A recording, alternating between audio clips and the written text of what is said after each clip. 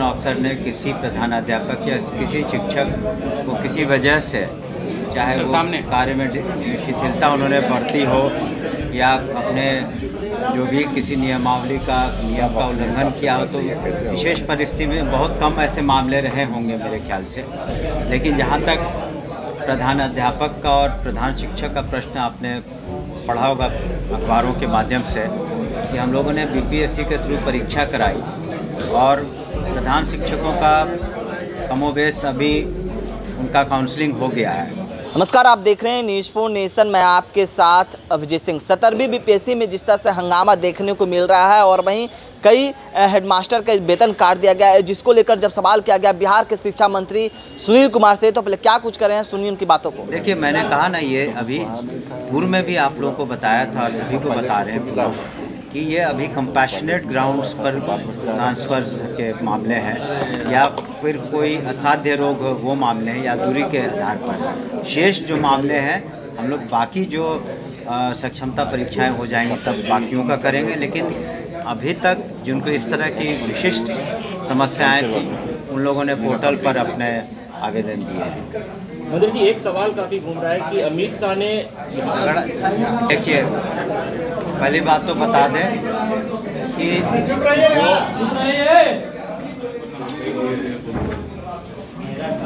अगर कहीं पर किसी डिस्ट्रिक्ट एजुकेशन ऑफिसर ने किसी प्रधानाध्यापक या किसी शिक्षक को किसी वजह से, चाहे वो कार्य में शिथिलता उन्होंने बरती हो या अपने जो भी किसी नियम का उल्लंघन किया हो, तो विशेष परिस्थिति में बहुत कम ऐसे मामले रहे होंगे मेरे ख्याल से।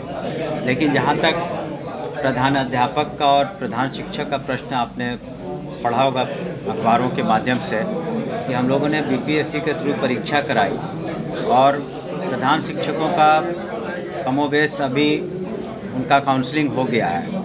अगले कुछ दिनों में प्रधान अध्यापकों का भी काउंसलिंग हो जाएगा।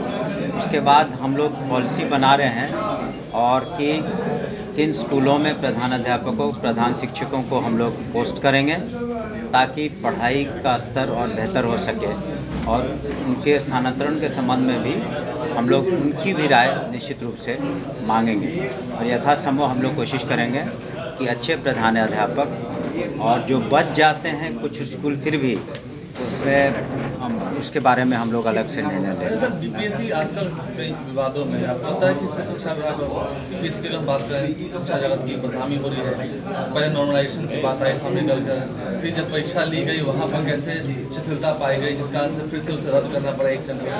कहीं कहीं बदनामी हो रही है, सरकार टिकरी हो रही है। देखिए, एक तो समझिए कि आजकल के जो साइबर युग के एज में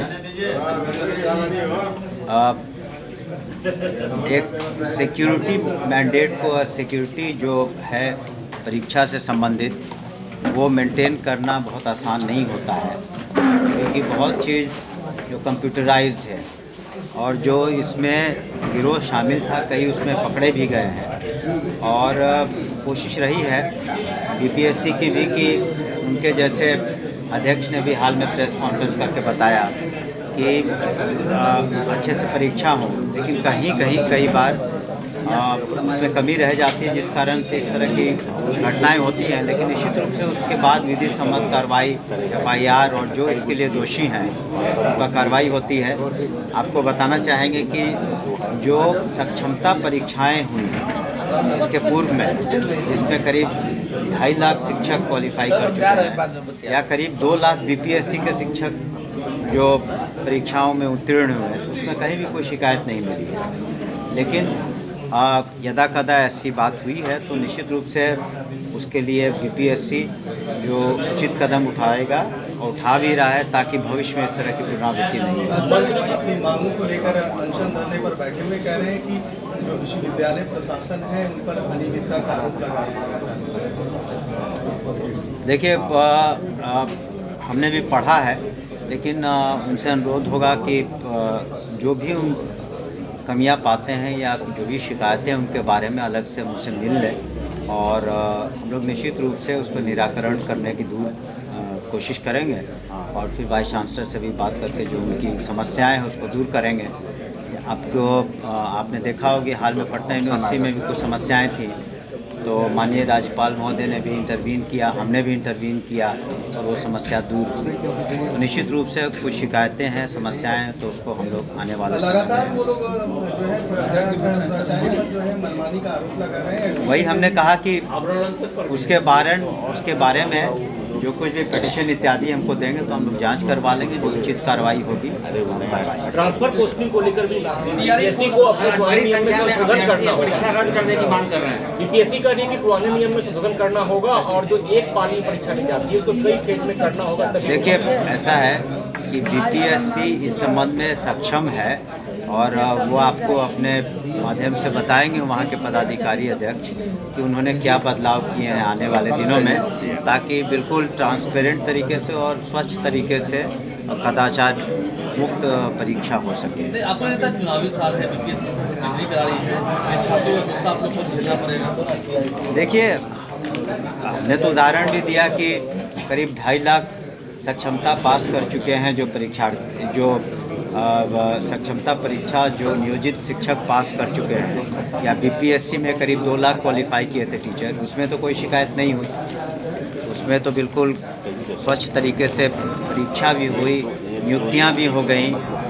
तो लेकिन कभी कभी हमने कहा ना कि एक चैलेंज है, बहुत बड़ी संख्या में अभ्यर्थी आते हैं एग्ज़ाम में, तो कहीं चूक रही होगी जिसका पुलिस भी अपने अनुसंधान में पता कर रही है और बीपीएससी एज ए कमीशन भी उसमें जो भी लूप होल्स है, जो कमियां उसको दुरुस्त करेगी। तैयारी कब तक? हम लोगों ने उनसे रिक्वेस्ट किया है कि जल्द से जल्द करा दें, ताकि अभी हाँ वो काउंसलिंग चल रहा है। उस काउंसलिंग जैसा कि हमने कहा कि तत्काल हम लोग प्रधान अध्यापक का करा रहे हैं और प्रधान शिक्षक का करीब पूरा हो चुका है। हम लोग वो अपना डेट देंगे, शेड्यूल वो देते हैं बीपीएससी, क्योंकि उनको बहुत सारी परीक्षाएं लेनी होती हैं, तो अपने हिसाब से शेड्यूल देंगे, लेकिन हम लोगों ने अनुरोध किया है। आपने साफ तौर पर सुना, शिक्षा मंत्री ने जो कहा है कि जो नियम के उल्लंघन किए होंगे इसके कारण उन्हें की वेतन काटी गई होगी, और वहीं जिस तरह से बीपीएससी TRE 3 का जो काउंसलिंग की प्रक्रिया कब तक होगी उसको लेकर भी क्या कुछ जानकारी दे रहे थे आपने सुना। तमाम खबर न्यूज़ स्पॉन्सर के साथ, नमस्कार।